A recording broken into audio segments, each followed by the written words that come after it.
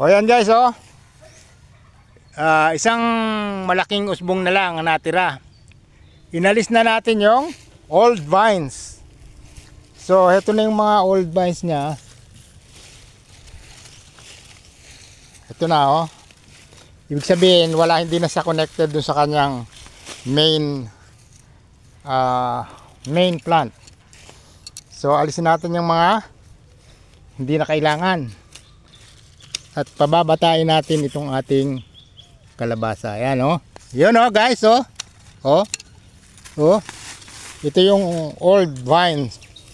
So, dito rin, alisin natin itong mga ito kasi marami nang naibunga yan. So, ayan, oh. Yun, oh.